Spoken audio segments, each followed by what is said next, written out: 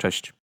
Dzisiaj pokażę klasyczne malowanie ścian, przydatne odcięcia taśmą malarską, postaram się obudzić sobie duszę artysty oraz spróbuję swoich sił z farbą strukturalną. Zapraszam na film. Ściana była już wcześniej odpylona i zagruntowana. Można to było zobaczyć w jednym z wcześniejszych filmów. Zabezpieczenie okna zostało właśnie z tamtych czynności. Następnym krokiem jest zrobienie odcięcia przy suficie i na ścianach bocznych. Te ostatnie nie są konieczne, jeżeli sąsiednie ściany są tego samego koloru. Podczas malowania sufitu specjalnie malowałem też górną część ściany na grubość pędzla.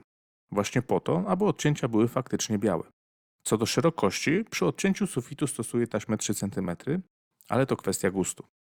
Świeżo otwarta farba może wyglądać niezbyt zachęcająco, tak jak tutaj.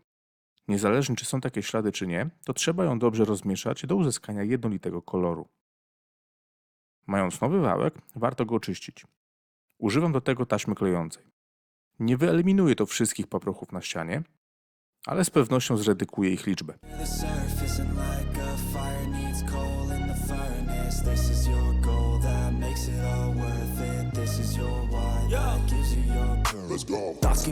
Do nanoszenia farby na wałek używam takich korytek. Wiem, że są patenty na nakładanie folii czy worków, ale mi to nie podchodzi. Owszem, łatwiej jest utrzymać kuwetę w czystości, ale za to wałek się strasznie po tym ślizga i gorzej rozciera farbę. Zanim jednak zabiorę się za wałek, maluję wszystkie narożniki oraz trudno dostępne miejsca. Dokładnie tak jak przy gruntowaniu. Malowanie wałkiem również wygląda bardzo podobnie. Trzeba tylko trochę więcej staranności. Warto pamiętać, aby malując wałkiem zawsze trzymać pręt z dala od sąsiedniej ściany czy sufitu. Jak przez przypadek zawadzicie miękkim wałkiem, najwyżej trzeba będzie poprawić malowanie. Natomiast przy pręcie może to nie wystarczyć. Maluję dwukrotnie na krzyż. Przy suficie wjeżdżam wałkiem na taśmę, aby dobrze odciąć linię bez niedomalowań. Na jeden raz maluję pas na około metr. Na sam koniec przejeżdżam delikatnie od dołu do samej góry dla wyrównania struktury. Przy tej czynności nie używam prawie w ogóle siły. Jedynie tyle co, by wałek się swobodnie toczył. Chodzi tu o roztarcie ewentualnych zacieków. Na przykład dociskając wałek mocniej z lewej strony mamy taki efekt. Podobnie z prawej. Jeżeli będziemy przekręcać wałek trzymając go na ścianie, również zostawi to ślad. To wszystko byłoby widoczne po wyschnięciu. Przy okazji wspomnę też o narożnikach. Dociskając wałek zbyt mocno, jest duża szansa na pozostawianie takiego śladu. Łatwo to pominąć patrząc od frontu. Jak macie malowania na kilka dni, to nie warto myć wszystkiego. Można szczelnie zasłonić folią czy workami, tak jak w tym przypadku. Farba i wałek bez problemu nadają się do dalszej pracy następnego dnia.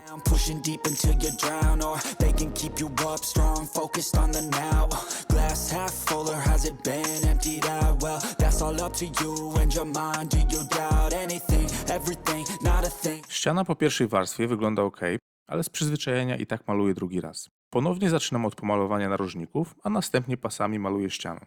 Przy drugiej warstwie używam znacznie mniej farby, rozcierając jeden wałek na większej powierzchni.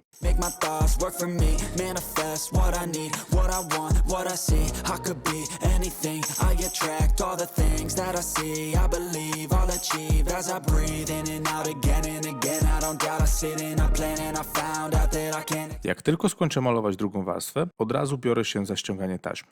Zdarzyło się w kilku miejscach, że farba podciekła pod taśmę, ale w ani jednym miejscu nic mi się nie oderwało. Te drobne zacieki poprawiam na gotowo zwykłym pędzelkiem szkolnym, ale to już dopiero przed samą przeprowadzką. Zapewne wyjdzie jeszcze parę poprawek malarskich w trakcie innych prac. Procedura wygląda identycznie, niezależnie od koloru. Na żadnej ścianie nie miałem problemów pod tytułem zwijania się poprzedniej warstwy i tym podobne. Więc śmiało mogę stwierdzić, że przygotowanie podłoża, które pokazałem kilka filmów temu, zdało egzamin. W kuchni mam specjalną farbę odporną na tłuszcz. Szczerze mówiąc, patrzyłem na opakowanie dość krytycznie, ale pachnie inaczej oraz bardziej ciągnie się na ścianie. Więc może coś z tego będzie. Jako ciekawostka, malowanie ukrytych drzwi również następuje wraz ze ścianami. Polecono mi malować je od razu z dwóch stron, ponieważ inaczej mogą się wypaczyć. Po pierwszej warstwie skrzydło wyraźnie odcina się od ściany, ale po drugiej wszystko jest ok.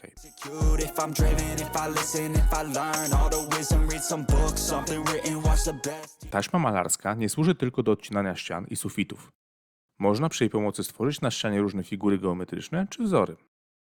Na suficie ciekawym akcentem jest zrobienie pasków pod oświetlenie. Nie ma przy tym dużo pracy, a moim zdaniem wygląda rewelacyjnie. Tutaj również zrywam taśmę zaraz po naniesieniu drugiej warstwy farby. Podobnie w kuchni. Najczęściej maluje się najpierw sufity, a potem ściany. Jest to jak najbardziej logiczne. Czasem jednak z różnych przyczyn trzeba zrobić na odwrót. Wówczas przyda się folia malarska z taśmą. W moim przypadku było to spowodowane kolorem sufitu.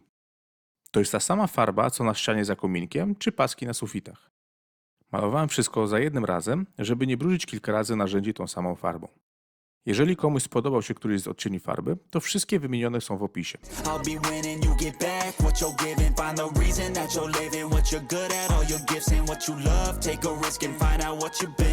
Żona zażyczyła sobie na kilku ścianach coś ekstra, zamiast jednolitego koloru. Korzystając z tego, że pozostało nam farby w puszkach, zdecydowałem się trochę pobawić. Postanowiłem sięgnąć w głąb swojej duszy artystycznej i przekonałem się, że jej tam nie ma. Używałem różnych pędzli, gąbek, pacek, ale efekt był raczej marny. Może kilka opcji moim zdaniem miało potencjał, ale żona kategorycznie je odrzuciła. I jak to w prawdziwym małżeństwie, po długich, żmudnych negocjacjach poszliśmy na kompromis i zrobiliśmy dokładnie tak, jak chce żona. Padło na farbę strukturalną. Malowanie tym jest ciekawym doświadczeniem. Przede wszystkim, w zależności jaki sposób malowania się obierze, to powstaje inny efekt. Warto to sobie wypróbować na kawałkach płyt GK. Ja na pędzel nabieram niewielką ilość farby i nanoszę punktowo na ścianę. Następnie rozcieram na krzyż. Maluję dalej, ale po chwili wracam do wcześniejszego miejsca i ponownie przecieram suchym pędzlem.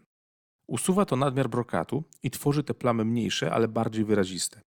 Fajne w tych farbach jest to, że można przerwać w każdej chwili i kontynuować na przykład następnego dnia. Nie trzeba malować do końca ściany, jak w przypadku zwykłej farby.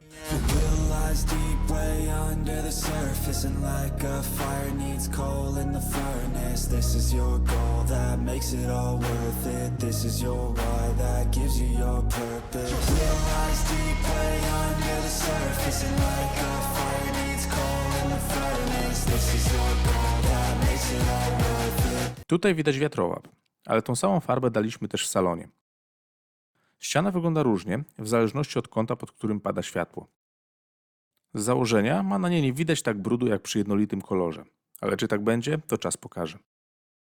Jedna rada to polecam zabezpieczyć lepiej sąsiednie ściany niż tutaj. Przy tej metodzie nanoszenia pędzel lubi chlapać farbą na boki. A tak wygląda po 2 warstwach i wyschnięciu w świetle dziennym.